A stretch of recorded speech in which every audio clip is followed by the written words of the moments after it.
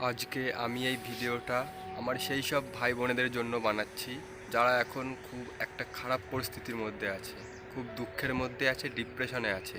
তো তুমি যদি এরকম সিচুয়েশনের মধ্যে থাকো তো ভিডিওটা দেখো, অনেক কিছু বুঝতে পারবে, শিখতে পারবে।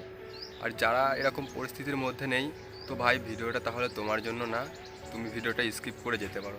তো তুমি একজন মানুষকে নিজের সবটুকু উজাড় করে দিয়ে ভালোবেসেছো, এত কিছু করার পরেও এখন সে তোমার ফোন রিসিভ করে না, এসএমএসে রিপ্লাই করে না, ফোন করলেও 1-2 মিনিট 5 মিনিট কথা বলে ফোনটা রেখে দেয়, তোমাকে কোনো কেয়ার করে না, পাত্তা দেয় না। তো এরকম পরিস্থিতির মধ্যে যদি থাকো তাহলে ভিডিওটা শুধু তোমারই জন্য। তো আমি এক্স্যাক্টলি জানি না তোমাদের রিলেশনটা কত দিনের বা কী করে তোমাদের পরিচয় হয়েছে, সেটা আমি জানি না।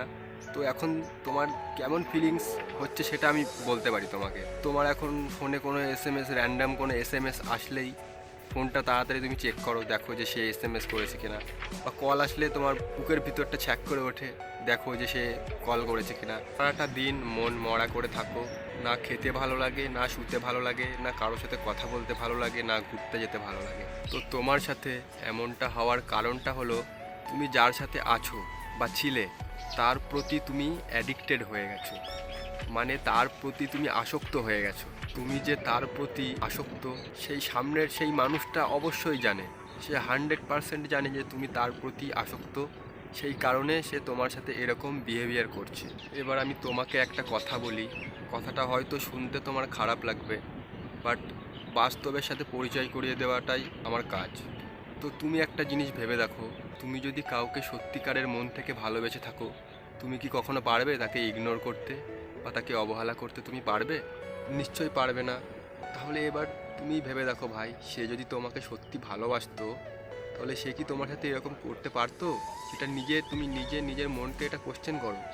অবশ্যই পারতো না। সে সে অবশ্যই তোমাকে ভালোবাসে না বলেই তোমার সাথে এরকমটা করছে, সেটা তুমি বুঝতে চাইছো না, ঠিক আছে? তো তুমি এখন যেরকম সিচুয়েশনের মধ্যে আছো, এরকম সিচুয়েশনের মধ্যে আমিও ছিলাম, আমিও এই দিনগুলো পার করে এসেছি। আর সেই দিনগুলো যে কত কষ্টের সেটা আমার থেকে ভালো কেউ বলতে পারবে না তোমাদেরকে। এখন তুমি কি করবে? তুমি চাইছো এখান থেকে বেরিয়ে আসতে, কিন্তু তুমি পারছো না।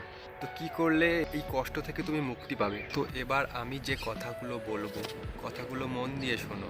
তুমি এটা স্বীকার করো ভাই, সে তোমাকে ভালোবাসে না, ঠিক আছে? সে অন্য কাউকে পেয়ে গেছে তোমার থেকে বেটার, সেই জন্য তোমার সাথে এরকম করছে সে। তুমি কখনোই জোর করে কারো ভালোবাসা পেতে পারবে না ভাই, এটা স্বীকার করো। তুমি যতই হাজার চেষ্টা করো না কেন, তার পায়ে ধরো, তার সামনে কান্না করে হাত জোর করো, কিন্তু সে ভাই, তার মনে যদি তোমাকে নিয়ে সেই ফিলিংসটা না থাকে, সে চাইলেও এটা পারবে না ভাই।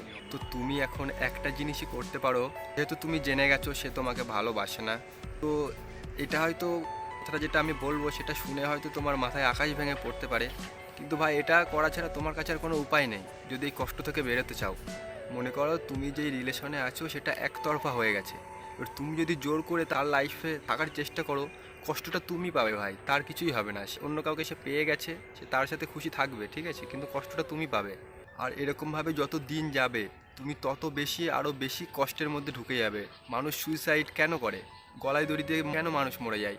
তুমি যেই রাস্তাতে যাচ্ছ ভাই, এই রাস্তাতে অনেকটা চলে যাওয়ার পরে মানুষ সেখান থেকে আর ফিরে আসতে পারে না, তখন তারা মৃত্যুর পথই বেছে নেয়। আর আমি চাই না, যেহেতু তুমি আমার ভিডিও দেখছো, আমি চাই না তুমি এমন কিছু করো। সব সময় এটা ভাবো, ভগবান যেটা করে ভালোর জন্যই করে। তুমি এরকম সিচুয়েশনের মধ্যে আজকে আছো মানে ভগবান তোমাকে এটা বোঝাতে চাইছে যে তুমি এখান থেকে বেরিয়ে এসো, তোমাকে সুযোগ দিচ্ছে, ঠিক আছে? তুমি যদি সেটা তাও না বুঝে জোর জবরদস্তি করে তার সাথেই থাকতে চাও, তো ভাই তুমি পরে এই কষ্ট থেকে কখনোই বেরোতে পারবে না ভাই, লিটারেলি বলছি, তুমি কখনোই বেরোতে পারবে না। ভগবান তোমাকে বোঝাতে চাইছে যে এই মানুষটা তোর জন্য সঠিক না, তোমার জন্য এই মানুষটা সঠিক না, সেটা ভগবান তোমাকে বুঝিয়ে দিচ্ছে।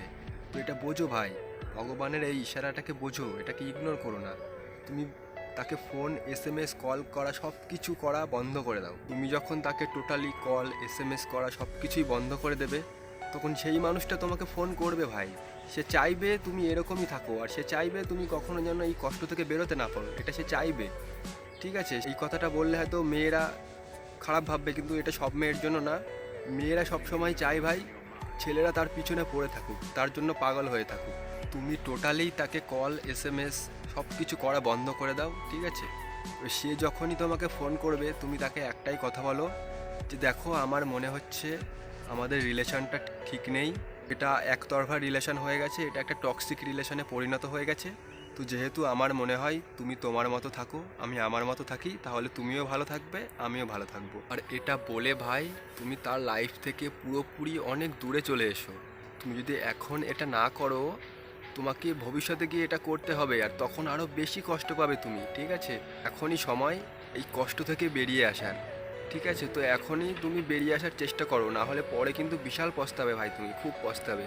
তখন আমার কথাই মনে পড়বে যে এই দাদাটা এরকম বলেছিল, তখন যদি কথাটা শুনতাম তাহলে আজকাল আমাকে এরকম কষ্ট পেতে হতো না।